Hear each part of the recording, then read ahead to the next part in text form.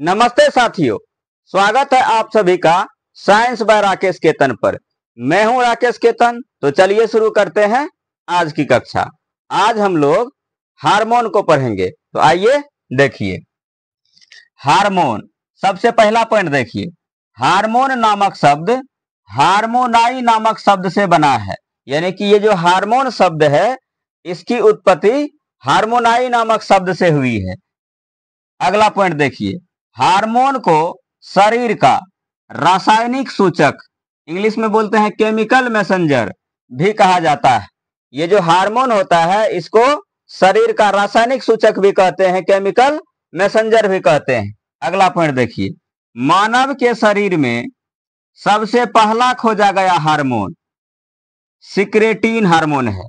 तो मानव के शरीर में सबसे पहले जिस हार्मोन की खोज हुई उसका नाम क्या है? उसका नाम है सिक्रेटिन, जिसकी खोज स्टर्लिंग व बेलिस नामक वैज्ञानिकों ने की।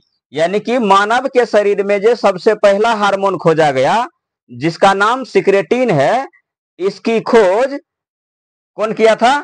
स्टर्लिंग व बेलिस नामक वैज्ञानिक ने।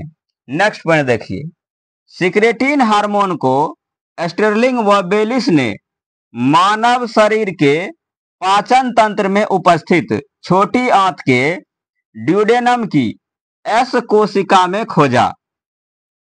ये जो सिक्रेटिन हार्मोन है इसकी खोज स्टर्लिंग और बेलिस नामक साइंटिस्ट ने मानव शरीर का जो पाचन तंत्र है उस पाचन तंत्र का एक हिस्सा है छोटी आंत, और छोटी आंत के भी एक हिस्सा है ड्यूडेनम। और ड्यूडेनम की एक कोशिका है जिसको एस कोशिका बोलते हैं। तो ड्यूडेनम की एस कोशिका में जाकर के खोजा था इस हार्मोन को। किसको? सिक्रेटिन हार्मोन को। चलिए देखिए, पाचन तंत्र कुछ इस प्रकार होता है। तो पाचन तंत्र में जो सबसे आप ये वाला भाग देख रहे हैं, ऊपर वाला भाग, इसको कहा जाता है ईसोफेगस, जो यहां से नीचे जाता है। इसी एसोफेगस से कनेक्टेड है आपका पेट यानी कि अमाशय, जिसको बोलते हैं स्टमक। इस स्टमक से यहाँ जुड़ा हुआ है कौन? तो जुड़ा हुआ है ये छोटी आंत। छोटी आंत, इस छोटी आंत से अब यहां से जुड़ा हुआ है कौन? बड़ी आंत। अब बड़ी आंत का ये सबसे अंतिम वाला भाग है जिसको एनस बोलते हैं। ये यकृत है। यकृत से ही एक और संरचना जुड़ा हुआ है जिसको बोलते हैं पित्त की थैली या फिर पित्ताशय, गॉल ब्लैडर बोलते हैं इंग्लिश में। यहाँ पर एक पत्ती जैसी संरचना रहती है पीछे की तरफ जिसको अग्न्याशय यानी कि पैंक्रियाज बोलते हैं, वो भी पाचन तंत्र का हिस्सा होता है। तो ये जो छोटी आंत है, इस छोटी आंत के 3 हिस्से होते हैं। तो छोटी आंत का जो सबसे पहला हिस्सा होता है जो कि पेट से जुड़ा रहता है, जिसे कहते हैं ड्यूडेनम। दूसरे हिस्से को कहा जाता है जेजुनम और तीसरे हिस्से को कहा जाता है इलियम। तो ये जो सबसे पहला हिस्सा आप देख रहे हैं ये है ड्यूडेनम वाला हिस्सा, और ये जो बीच में ये वाला हिस्सा देख रहे हैं ये है जेजुनम वाला हिस्सा, और ये जो फिर से आप देख रहे हैं ये वाला हिस्सा है इलियम वाला। एक साधारण संरचना में हमने दिखाने का प्रयास किया है। आइए देखिए, इसको याद रखने का तरीका क्या है? छोटी आंत के 3 भाग का। छोटी आंत DJ-I, गौ घर में बाराती आती है, तो जब बाराती आती है तो उसमें क्या आती है? DJ। तो DJ-I, तो इसी से हम याद रखेंगे DJ-I। D for duodenum, J for jejunum और I फॉर इलियम। तो ये याद रखने का एक छोटा सा तरीका है जो कि आपको याद रखने में आसान करेगा। DJ-I, D से ड्यूडेनम, J से जेजुनम और I से इलियम। चलिए अगला पॉइंट देखिए, हार्मोन हमारे शरीर में सभी प्रकार की उपापचयी क्रियाओं, इंग्लिश में बोलते हैं मेटाबॉलिक एक्टिविटीज को नियंत्रित करता है। हमारे शरीर के अंदर उपापचयी क्रियाएं होती है, मेटाबॉलिक एक्टिविटी होती है। इन उपापचयी क्रियाओं को हार्मोन कंट्रोल करता है यानी कि नियंत्रित करता है। ये जो उपापचयी क्रियाएं हैं होती क्या है?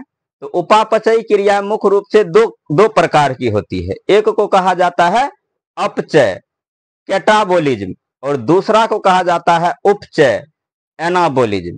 तो ये जो अपचय है कैटाबोलिज्म है, इसमें होता क्या है?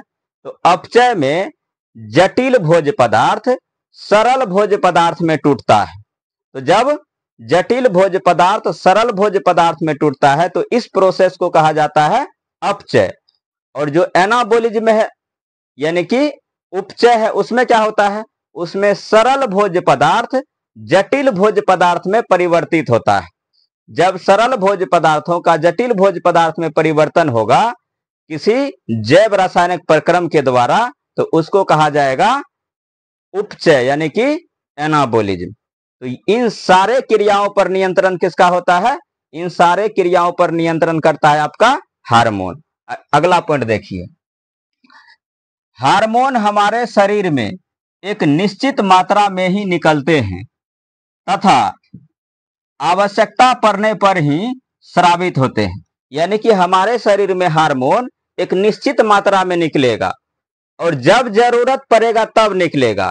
ये नहीं कि जरूरत नहीं है तब भी निकल रहे हैं, ऐसा नहीं होता है। जब शरीर को जरूरत पड़ती है किसी भी हार्मोन की तब वो हार्मोन उचित मात्रा में निकलता है, ना ज्यादा निकलता है और ना ही कम निकलता है। अगर ज्यादा निकलता है तो भी परेशानी होती है और अगर कम निकलता है तो भी परेशानी होती है।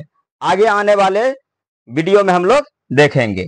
अगला पॉइंट देखिए, हार्मोन संबंधित ग्रंथि से ही निकलते हैं। यानी कि हार्मोन जिस ग्रंथि का जो हार्मोन है वही ग्रंथि उस हार्मोन को निकालेगी। ऐसा नहीं है कि पीयूष ग्रंथि से निकलने वाला हार्मोन पीनियल ग्रंथि निकालने लगे, पीनियल ग्रंथि से निकलने वाला हार्मोन पीयूष ग्रंथि निकालने लगे, ऐसा नहीं है। जो जिस ग्रंथि का हार्मोन है, जिस ग्रंथि से वो सिक्रेट होता है यानी कि स्रावन होता है जिस ग्रंथि से, उसी ग्रंथि से हार्मोन निकलेगा, किसी अन्य ग्रंथि से नहीं निकलेगा। अगला पॉइंट देखिए, हार्मोन का हमारे शरीर में भंडारण यानी कि स्टोर नहीं होता है। यानी कि हार्मोन को हमारे शरीर के अंदर भंडारित नहीं किया जा सकता है। नेक्स्ट पॉइंट देखिए, हार्मोन लीवर में जाकर नष्ट हो जाता है। तो हार्मोन लीवर में जाकर के क्या हो जाता है, नष्ट हो जाता है। उम्मीद करता हूं कि आप लोगों को जानकारी अच्छी लगी होगी।